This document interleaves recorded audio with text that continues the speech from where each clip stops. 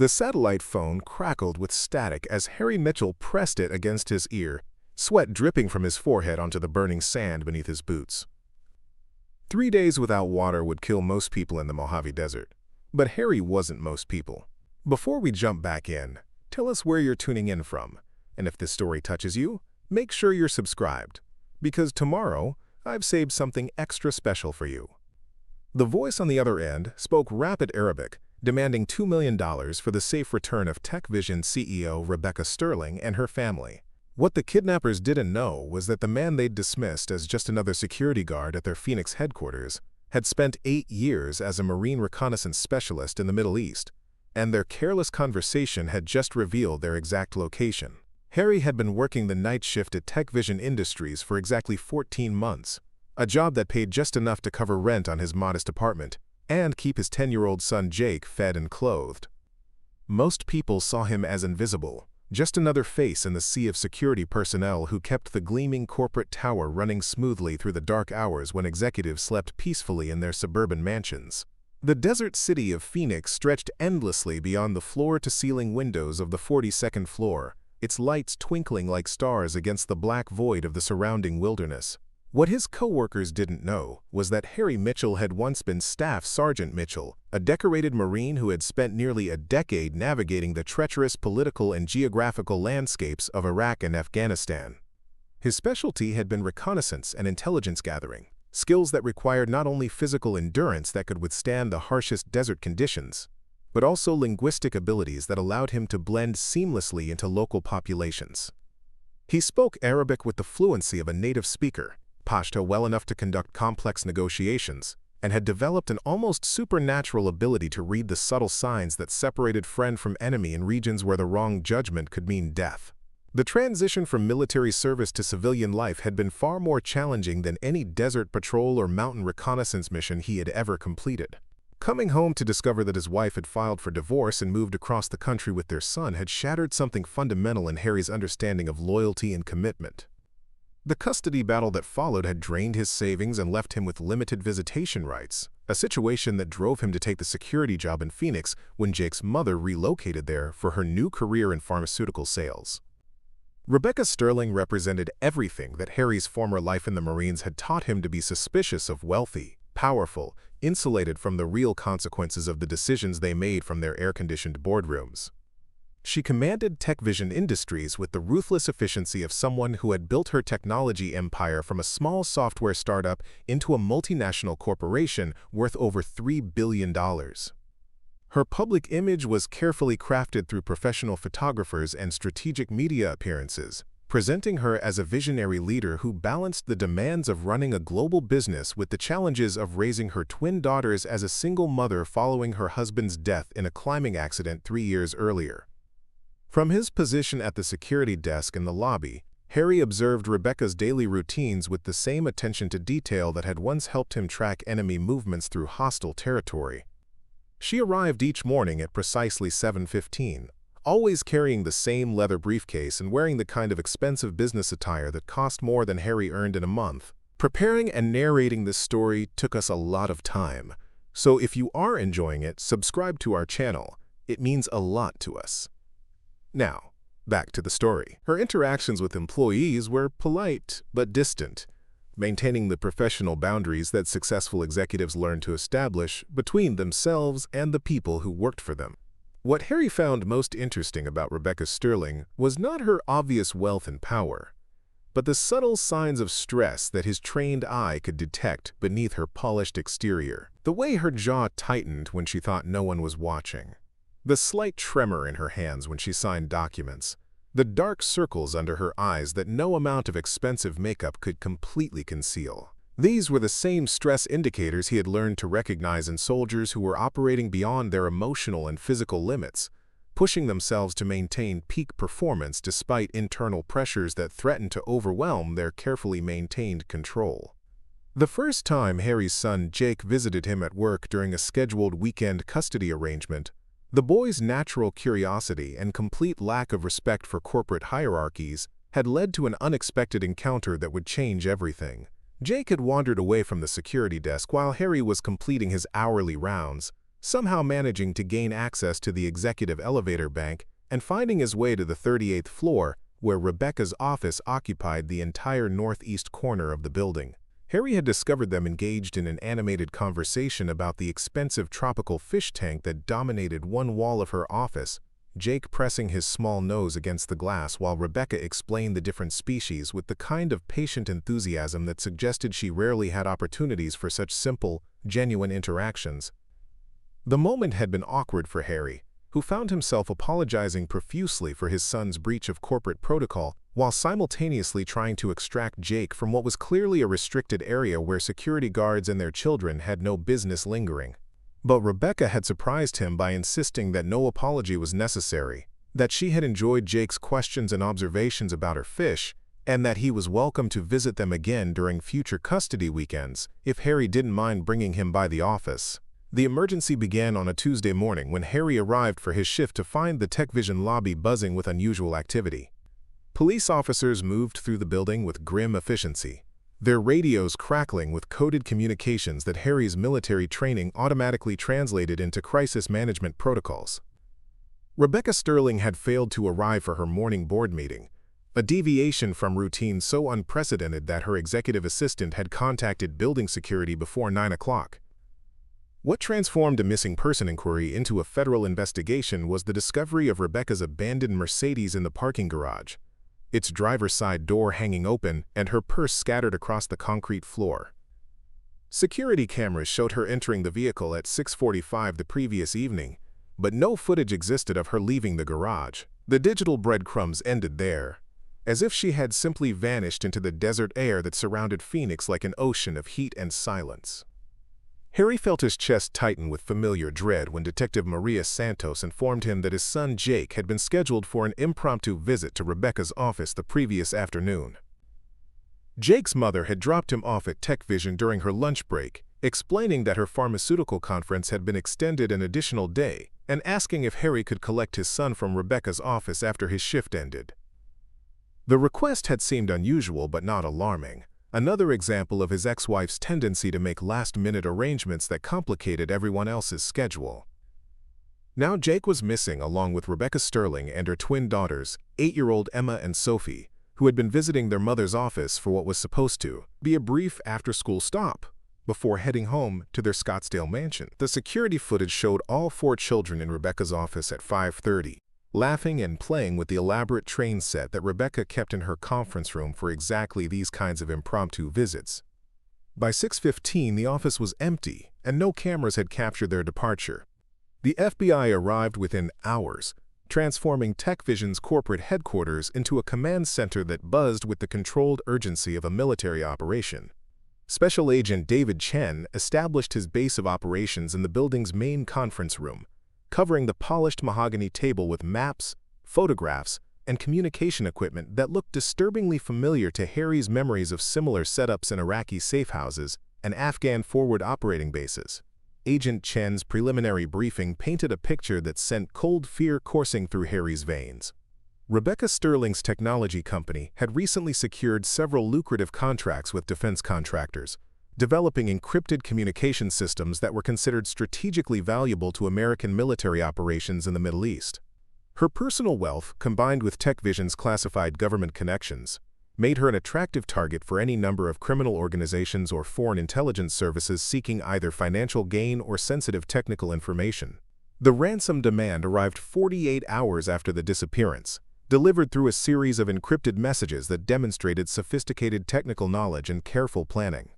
The kidnappers demanded $5 million in cryptocurrency to be transferred through a complex series of digital transactions designed to make the money virtually impossible to trace.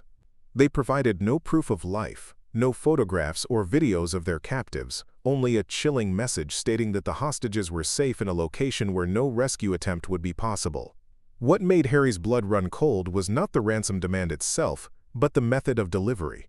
The messages had been sent through a secure communication app that was popular among military personnel and intelligence operatives, suggesting that whoever had orchestrated this kidnapping possessed intimate knowledge of operational security protocols. The linguistic patterns in the English text showed subtle grammatical structures that Harry recognized from his years of translating intercepted communications in Iraq and Afghanistan, indicating that the kidnappers were likely native Arabic speakers with advanced English training.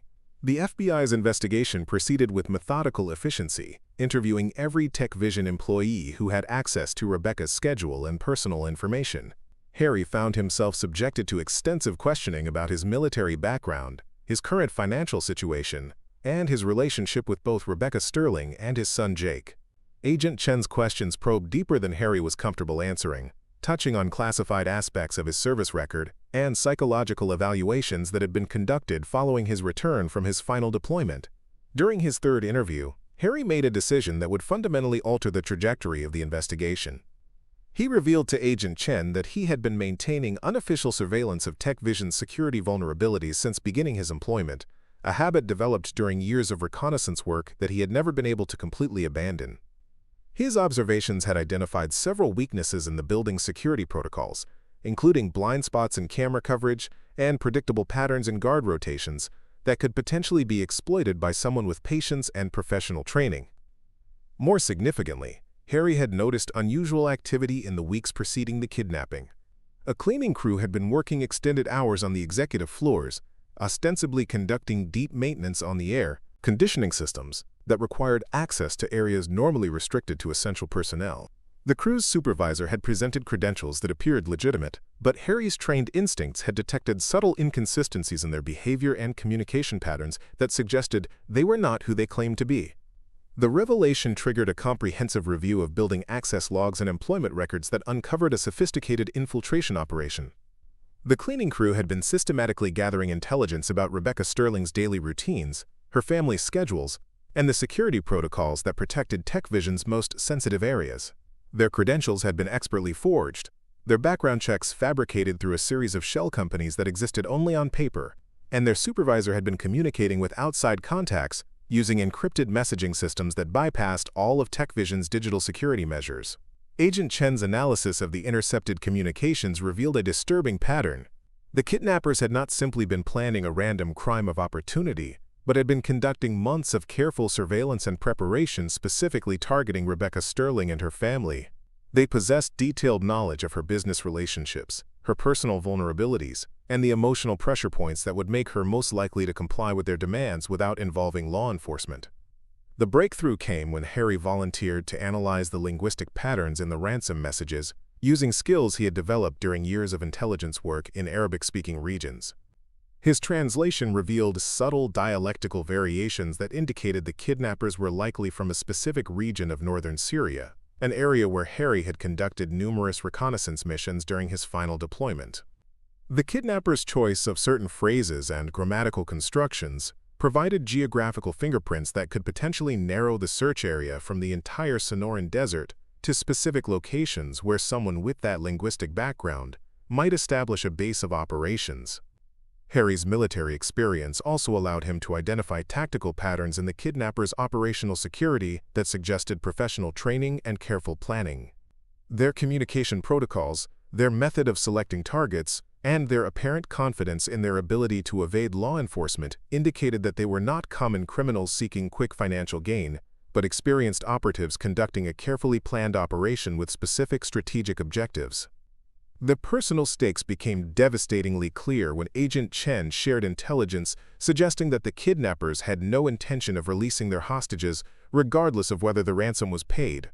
Intercepted communications indicated that Rebecca Sterling's value lay not only in her personal wealth, but in her knowledge of classified defense contracts and encrypted communication technologies that could be extremely valuable to foreign intelligence services or terrorist organizations seeking to compromise American military operations.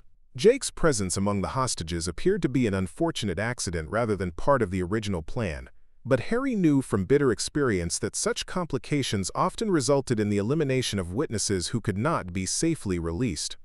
The kidnappers' professional approach to operational security suggested they would not hesitate to make whatever decisions they deemed necessary to protect their mission, regardless of the age or innocence of their captives.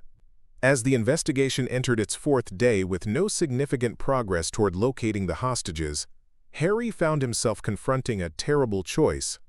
He could continue to serve as a passive source of information for the FBI's methodical but slow-moving investigation, Or he could draw upon his military training and personal knowledge of the region to conduct an unauthorized search operation that might be the hostages' only realistic chance of survival. The desert was vast and unforgiving, but Harry had survived in similar environments before, and his combination of survival skills and linguistic abilities might allow him to accomplish what a large-scale law enforcement operation could not.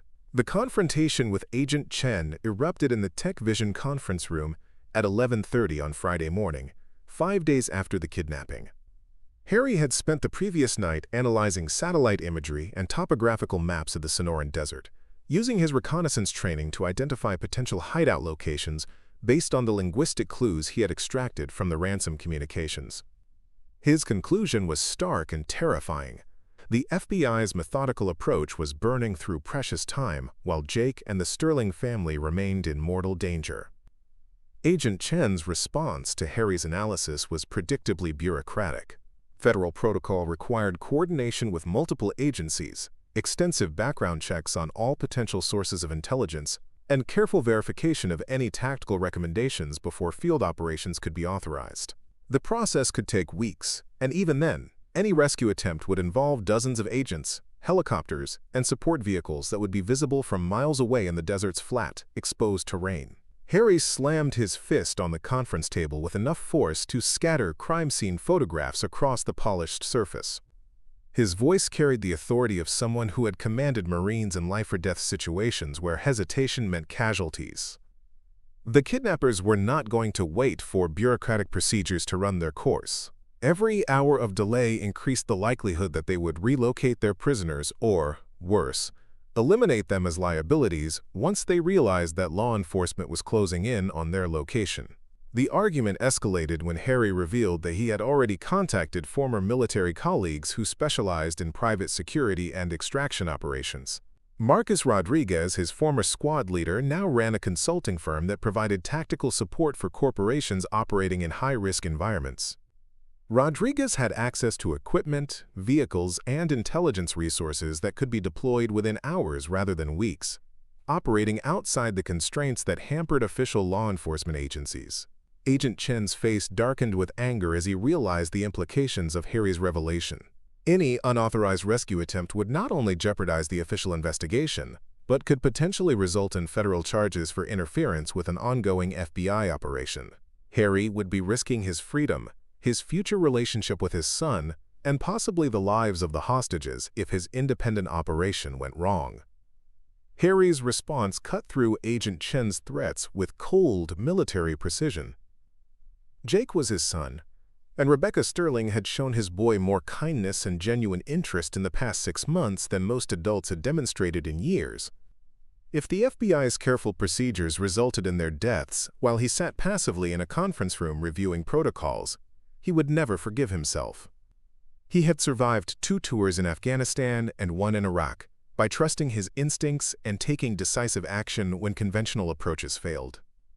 The breaking point came when Harry played a recording he had made, using equipment borrowed from TechVision's security department.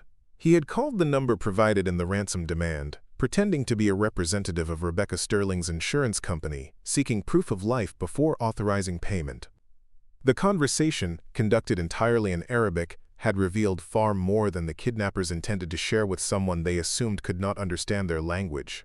The recording chilled everyone in the conference room. The kidnappers discussed their prisoners with casual indifference, referring to the children as complications that would need to be resolved before they could safely extract their primary target.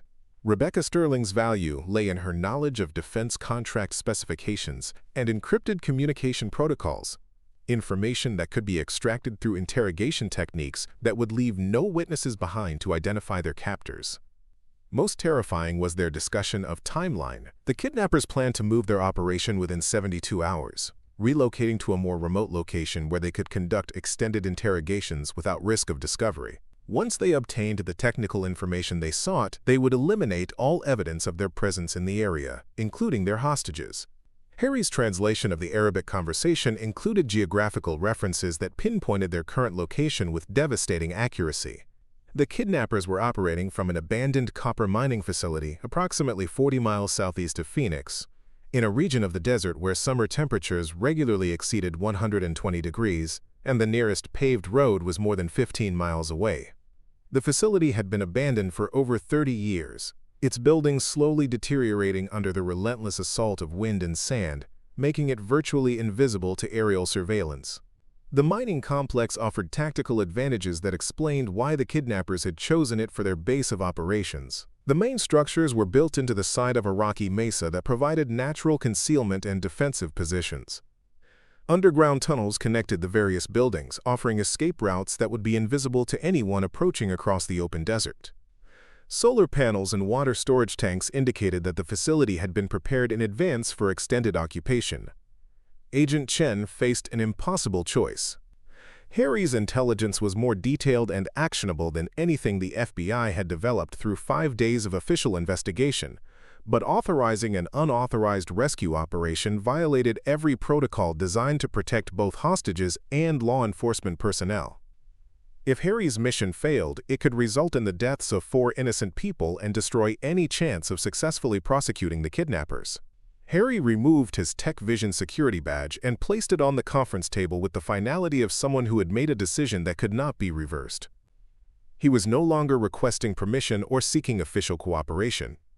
Marcus Rodriguez was already en route from Denver with specialized equipment and 2 other former Marines who had experience in hostage rescue operations. They would approach the mining facility under cover of darkness, using night vision equipment and desert survival skills to reach the location undetected. The tactical plan Harry outlined was elegant in its simplicity. Rodriguez's team would establish overwatch positions on the mesa above the mining complex, providing sniper support and communications relay. Harry would infiltrate the facility using tunnel systems that his analysis of mining company records had revealed were connected to natural caves extending deep into the mesa. His linguistic abilities would allow him to eavesdrop on the kidnappers' conversations, gathering real-time intelligence about their positions and the hostages' exact locations. Agent Chen made one final attempt to dissuade Harry from his unauthorized mission. Federal resources could provide backup support, medical evacuation capabilities, and legal protection that a private operation could not match. If Harry waited just 48 hours, the FBI could assemble a professional hostage rescue team with equipment and training specifically designed for this type of operation. Harry's response was delivered with the quiet certainty of someone who had already calculated the odds and accepted the consequences. 48 hours would be too late. The kidnappers' conversation had made their timeline clear, and every additional hour of delay decreased the likelihood that Jake and the Sterling family would be found alive. He had survived in hostile desert environments before, and his combination of Arabic language skills and reconnaissance training provided advantages that even the most professional FBI team could not replicate. The final confrontation occurred when Agent Chen threatened to arrest Harry for obstruction of justice if he proceeded with his unauthorized rescue attempt. Harry responded by walking calmly to the conference room door, pausing only to deliver a message that left no room for misinterpretation. Agent Chen could arrest him when he returned with the hostages, but nothing would prevent him from attempting to save his son and 3 innocent people whose lives hung in the balance while bureaucrats debated protocols. As Harry left the TechVision building for what might be the last time, he carried with him detailed maps of the mining facility, satellite photographs that showed the kidnappers' vehicle positions, and equipment borrowed from the building's security department that would provide communication capabilities during the rescue operation. Rodriguez's team was already conducting reconnaissance of the target area, using drones and thermal imaging to verify Harry's intelligence about the facility's layout and defensive positions. The desert stretched endlessly before them as Harry climbed into Rodriguez's modified tactical vehicle, its specialized equipment and supplies representing their only lifeline in an environment that could kill the unprepared within hours. Behind them, Agent Chen was undoubtedly mobilizing federal resources for an official rescue operation that would arrive too late to matter. Ahead lay 40 miles of scorching desert, an abandoned mining complex defended by professional killers, and 4 innocent people whose survival depended entirely on Harry's ability to become once again the Marine reconnaissance specialist he had been before civilian life had softened his edges and dulled his instincts. The desert heat struck Harry like a physical blow as he emerged from the air-conditioned tactical vehicle at 3:15 in the morning. Even in the pre-dawn darkness, the temperature hovered near 90 degrees, and by noon it would climb past 120. Rodriguez's thermal imaging drone had confirmed the presence of at least 6 armed guards patrolling the abandoned copper mining facility, their heat signatures moving in coordinated patterns that suggested military training and professional discipline. Harry adjusted the night vision goggles that transformed the moonless desert into a green-tinted landscape of shadows and obstacles. The specialized equipment Rodriguez had procured included body armor designed for desert operations, a tactical communications system with encrypted channels, and weapons that had been modified for silent operation in extreme heat conditions. Most importantly, Harry carried enough water and electrolyte supplements to sustain him for 48 hours in an environment that could kill through dehydration faster than enemy bullets.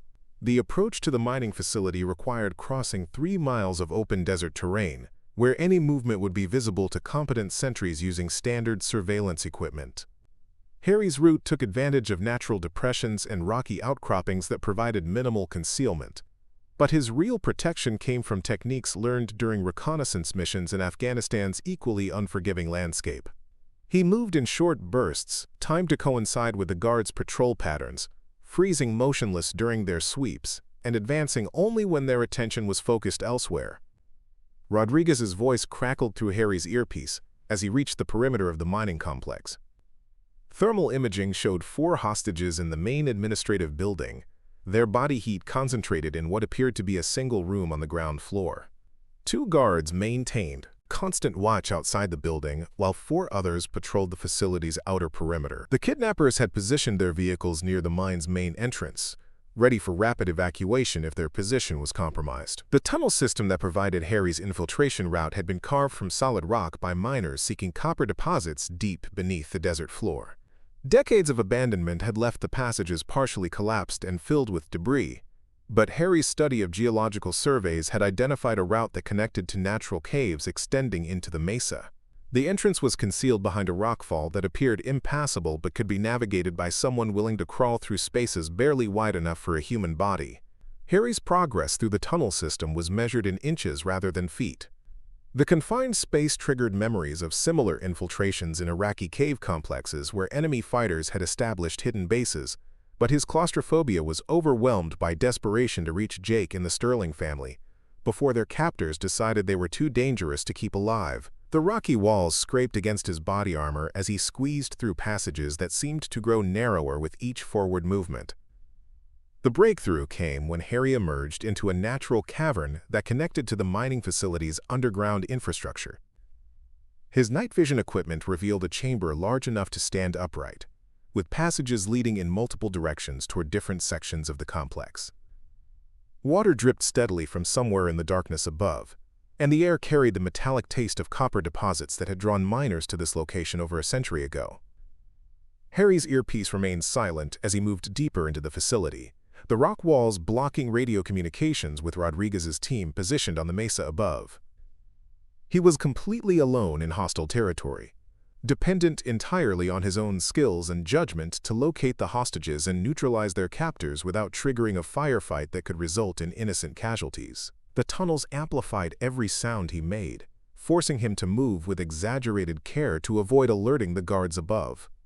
The first sign that he was approaching the main facility came when artificial light began to filter down through ventilation shafts that connected the underground tunnels to the buildings above. Harry could hear voices speaking Arabic in conversational tones that suggested routine rather than heightened alert status. The kidnappers apparently felt secure in their remote location, confident that no rescue operation could reach them across the vast expanse of desert that surrounded their position. Harry positioned himself beneath a ventilation grate that provided both visual and auditory access to the room where the guards were stationed.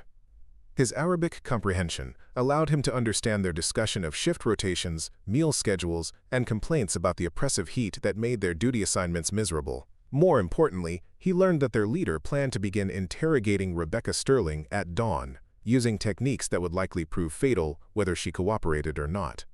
The hostages were being held in a reinforced storage room that had once contained mining equipment and chemicals. Harry could hear Jake's voice through the ventilation system, the sound of his son's familiar laughter providing both relief that he was still alive and renewed determination to extract him safely from this nightmare situation. Rebecca Sterling was apparently keeping the children calm by telling stories and playing simple games, her voice steady despite the terror she must be experiencing. Harry's tactical assessment revealed both opportunities and deadly challenges. The storage room where the hostages were confined could be accessed through a maintenance tunnel that bypassed the main corridors where guards were stationed. However, the room's single exit opened directly into the facility's central courtyard, where any rescue attempt would immediately expose them to crossfire from multiple defensive positions. The kidnappers had chosen their holding location specifically to prevent exactly the kind of rescue operation Harry was attempting. The solution required Harry to draw upon every lesson learned during 8 years of combat operations in similar environments. He would need to create a diversion that pulled the guards away from their defensive positions while simultaneously providing cover for the hostages' escape. The mining facility's electrical system, powered by solar panels and backup generators, offered the key to achieving both objectives through careful sabotage that would plunge the complex into darkness while triggering emergency responses that would scatter the guards. Harry's movement through the facility's infrastructure was aided by his mechanical background and familiarity with industrial electrical systems. The main power distribution panel was located in the basement level, accessible through service tunnels that had been designed for maintenance access. Cutting specific circuits would disable the facility's lighting and communications, while leaving the backup systems operational long enough for him to reach the hostages before the kidnappers could adapt to the changed situation. The emotional breakthrough came when Harry finally reached the ventilation shaft directly above the storage room where Jake and the Sterling family were being held. Through the metal grating, he could see his son sitting cross-legged on the concrete floor, listening intently as Rebecca Sterling read from a children's book that she had apparently been carrying in her purse when they were kidnapped. Emma and Sophie Sterling huddled close to their mother, their faces showing the strain of 5 days in captivity but no signs of physical abuse. Harry's whispered call through the ventilation system caused Jake to look up with an expression of pure joy and disbelief. The boy had apparently never doubted that his father would find him, displaying the absolute faith in parental protection that children maintain even in the most desperate circumstances. Rebecca Sterling's reaction was more complex, combining relief at the prospect of rescue with obvious concern about the risks involved in any escape attempt. The tactical situation deteriorated rapidly when Harry's radio communications with Rodriguez's team suddenly resumed, carrying urgent warnings that FBI helicopters were approaching the mining facility from the north. Agent Chen had apparently decided to launch an official rescue operation despite Harry's unauthorized mission, creating a three-way confrontation that could result in catastrophic crossfire. The kidnappers' radio communications, intercepted by Harry's equipment, showed they were preparing to execute their hostages rather than risk capture by law enforcement. Harry faced an impossible choice with seconds to make a decision that would determine whether 4 innocent people lived or died. He could abort his carefully planned infiltration and allow the FBI's overwhelming force to attempt a conventional rescue that would almost certainly trigger the hostages' execution. Alternatively, he could proceed with his original plan despite the changed circumstances, accepting that his actions might interfere with official operations and result in federal charges if he survived the night. The sound of Jake's voice calling his name through the ventilation grate eliminated any remaining hesitation. Harry began the delicate process of removing the metal grating that separated him from his son, working with tools designed for silent operation while listening to the increasingly agitated conversations of guards who had detected the approaching helicopters. The facility erupted into frantic activity as the kidnappers prepared defensive positions and discussed evacuation procedures that included eliminating all evidence of their presence. Harry dropped through the ventilation shaft into the storage room just as the first explosions echoed across the desert, marking the beginning of a firefight that would determine whether his desperate gamble to save Jake and the Sterling family had been an act of heroic determination or tragic miscalculation. The explosions outside masked the sound of Harry cutting through the storage room's reinforced door lock with military-grade tools. Jake wrapped his arms around his father's waist as gunfire erupted throughout the mining complex, FBI helicopters engaging the kidnappers in a fierce battle that lit up the pre-dawn darkness with muzzle flashes and searchlights. Rebecca Sterling gathered her daughters close, her executive composure finally cracking as she realized rescue was actually possible. Harry's escape route led through maintenance tunnels that bypassed the main firefight, but the facility's concrete corridors amplified the sounds of combat into a deafening chaos of automatic weapons and shouted orders in multiple languages. The kidnappers had split into two groups, one attempting to hold defensive positions against the FBI assault, while the other moved to eliminate the hostages before retreating through predetermined escape routes. The pursuit began when Harry's group emerged from the tunnel system into the facility's vehicle bay, where Rebecca's abandoned Mercedes sat surrounded by the kidnappers' modified trucks and motorcycles. Two armed men spotted them immediately, raising their weapons with professional precision that left no doubt about their intentions. Harry shoved Jake and the Sterling family behind a concrete barrier, just as bullets began chipping chunks from the walls around them. Harry's return fire was swift and accurate, his Marine marksmanship training allowing him to neutralize both threats within seconds, despite the poor lighting and chaotic acoustic environment. Rebecca Sterling stared at the fallen kidnappers with shock that seemed disproportionate to their circumstances, until Harry realized she had never witnessed real violence, despite years of corporate battles that she had described in military terminology.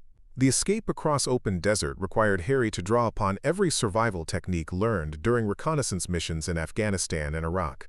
The FBI helicopters provided unintentional cover by drawing the remaining kidnappers' attention away from the fleeing hostages, but the aircraft also illuminated their movement across terrain that offered minimal concealment.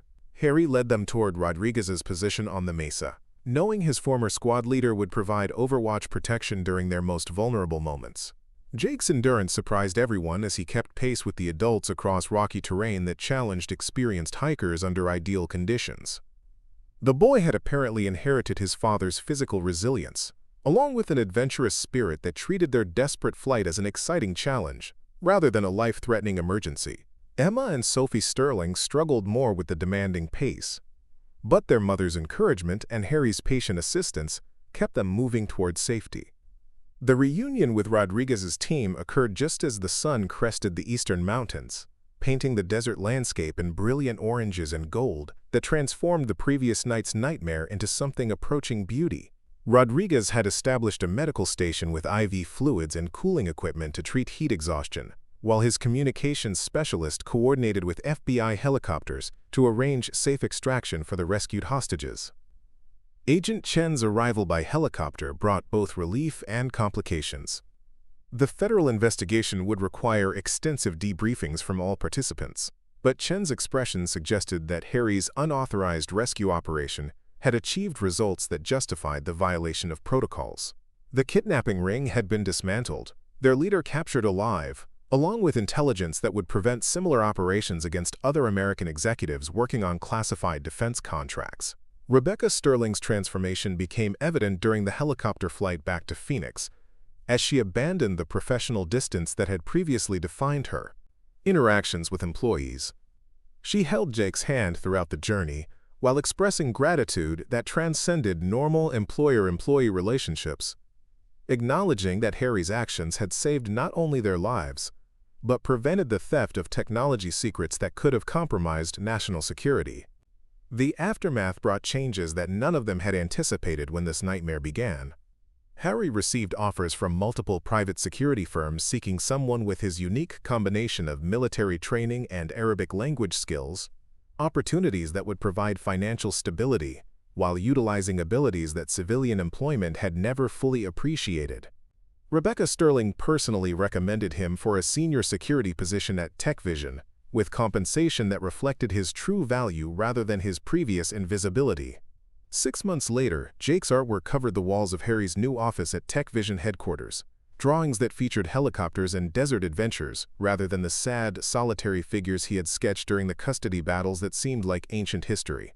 The boy spent afternoons at the office where his father's heroism had transformed him from an invisible security guard into a respected member of Rebecca Sterling's inner circle, proof that courage and determination could overcome even the most impossible circumstances.